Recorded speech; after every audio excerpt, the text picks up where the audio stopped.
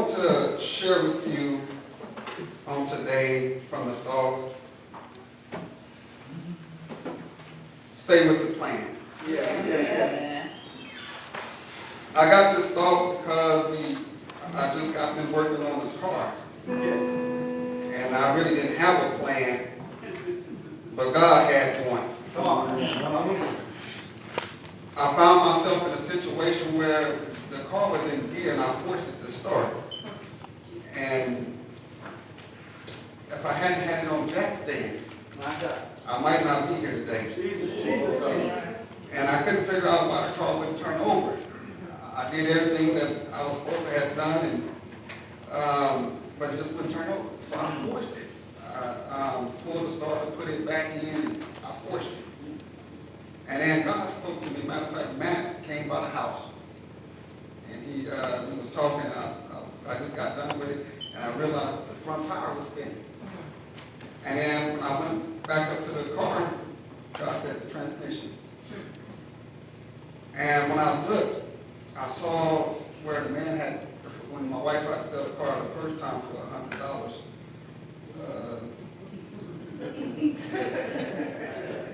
I thank God that it didn't get sold. I hooked the transmission back up, put the car in park, and it started right up. Got the tags on it and driving it now, waiting on my truck to go in the shop. But I had thought about that.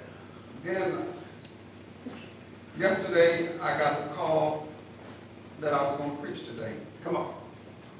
And so I thought about Jesus. Yeah. When you follow the plan, what better example to follow than Jesus? All right. Now, Yes. I want to start in the Garden of Gethsemane. All right. This was Jesus' prayer ground. Mm-hmm. This is where he spent a lot of his time. Okay.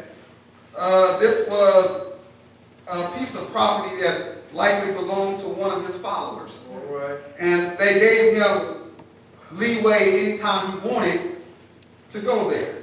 Okay. This was a place where the transfiguration took place. Oh. This is where he prayed with his disciples.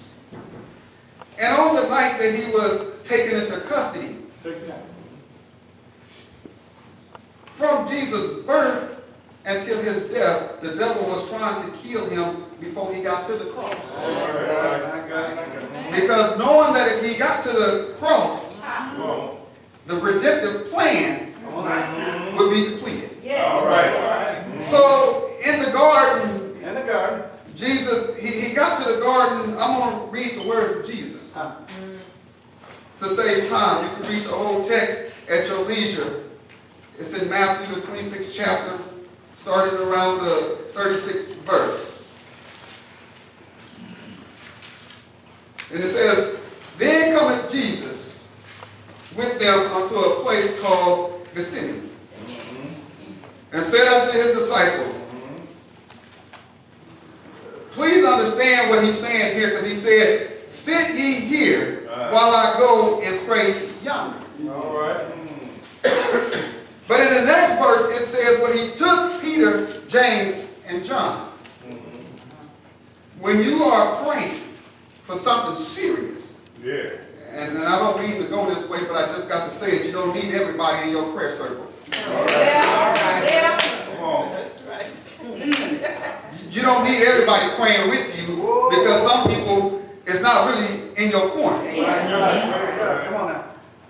While they saying they want you to do well, they really want you to suffer. I love it. And so he took these three with him. And then he went off and he prayed.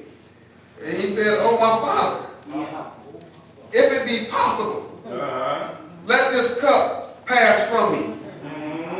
Now you have to understand this cup. It has a threefold cup. First off, he was going to take on the sins of this world. The second thing is there would be a separation from his Father because he has sin on him. The other thing is he must die. So Jesus was going through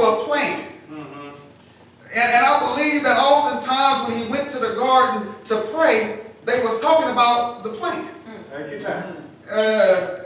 If you look at a sports team, they come back to the practice field to go over the plan. That's right. Take your time. They want to see their progress, where they're going, what they have accomplished, and what they need to work on. Yeah. All right. Yeah. And so often Jesus came here.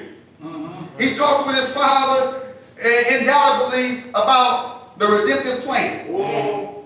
On this night, he was talking to his Father about the fact that, Lord, can I do this another way? Jesus. Father, I really don't want to be separated from you. Yeah. I want to remove their sins, but I've never been out of your presence. Yeah. While Jesus was man, he was yet God and always forever in the presence of his Father.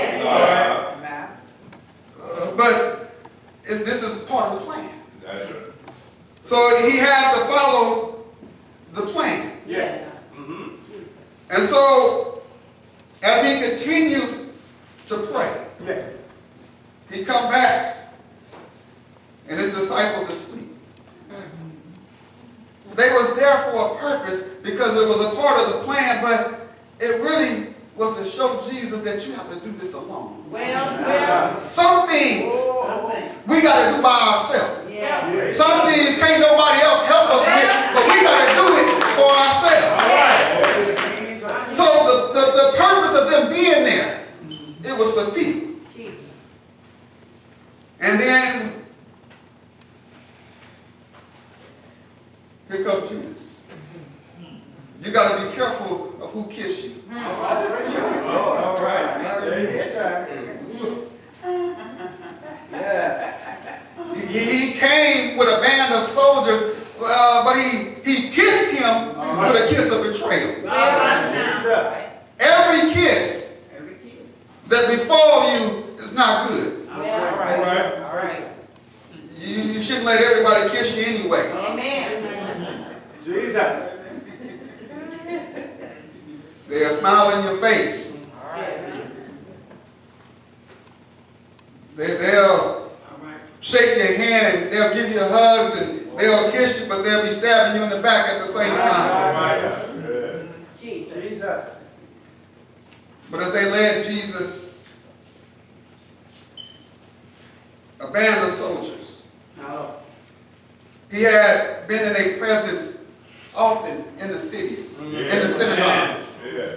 But now, at this time, when they came to get him, they came to get Jesus as if he was a rapist. Jesus. Perhaps raped the whole region. They came to get him as if he was a thief, Yeah. stealing everything that wasn't nailed down. They came to get Jesus as if he was a killer, leaving heartache everywhere he had been. Yeah. But when he was in the temples and in their presence, they never laid a hand on him. Yeah. They took Jesus to the high priest. Then they got him to Pilate. Jesus remained silent through all of this, but Pilate struck a responsive chord. As you go to the 19th chapter of John, starting at the 10th verse, it says, Then said Pilate unto him, Speakest thou not unto me? Knowest thou not that I have the power to crucify thee? And I have the power to release thee. Oh, Jesus. I'd like to say that Jesus wanted to detour from the plan right there for a moment. But he knew that he had to stay with the plan. But he responded and he said, Thou couldst have no power at all against me. This is implying that God controls all. Except it were given thee from above. Therefore, he that delivered me to thee has a greater sin. This lets us know that some sins are greater than others. All sins is not playing on the same field. Some of them is larger and some of them is smaller. Just don't see it. But Jesus, he held his because he knew what he had to do. And the devil was trying all these tactics. He was trying everything he could to find a way to keep Jesus from the cross or dying before he got to the cross. And what Jesus did was he took a lonely walk down a street that I like to call Calvary Boulevard. And he walked and he traveled that road alone. He carried a wooden cross as he traveled. And then he got down to the end of that boulevard, which is called Golgotha Circle. There, they nailed him to a cross. They laid him between, they hung him between two thieves. And they hung him up there from the 6th to the 9th hour. They whipped him all night long. They pierced him in his side. But Jesus gave up the ghost. And he said it's finished. He went down into the grave. And grave and death started having a party. They said we got Jesus now. They said we got the one that came and got Jairus' daughter and took her from our grip. The same one that took the widow's son and took him and got him out of the coffin. The same one that went and called Lazarus and got him out the grave. But I got the one. And they were celebrating, they was having a party. He said, I put a double sting of death on this one. He said, on this one, I stung him real good. Now, if he's really good, I want to see him get himself up. So, Ray said, I got him. I'm going to keep him. He ain't coming up out of here. So, death went about his way. But something told death to give Grave a call. He gave Grave a call, and Grave said, well, he's back in time, and he's preaching hope to them. Grave said, but he's still here. So the next morning, death called Grave, and Grave said, well, now he done moved up to the present world, and he's preaching faith to them.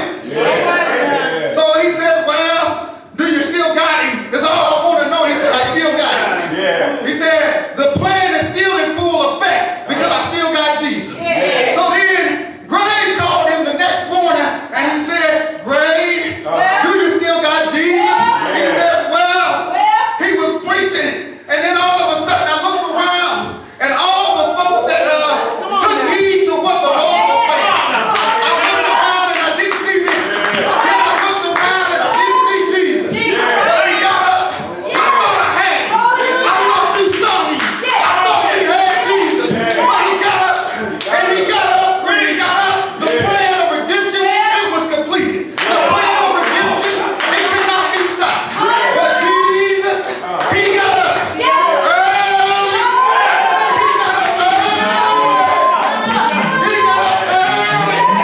And morning after the Sabbath. He got up. And he got up all power in his hand. I don't know what you're going through this morning, but I just want to tell you, you don't have to go through this morning because Jesus, he got up. And when he got up with your problem.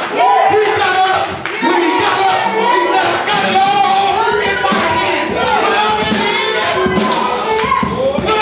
it is, if you give it to Jesus, if you stay with the plan, if you stay with the Lord, I know he will. I know he'll fix whatever it is that's going on in your life. A few months ago, this woman right here, she was in California, but I stayed with the plan. Look where she is now. You can't tell me what's happening. Thank you, Jesus.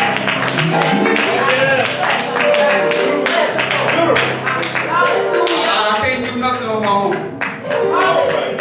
but I need Jesus. I need Jesus. And I thank God this morning that Grave could not hold Jesus. I thank God that Grave couldn't do nothing with him.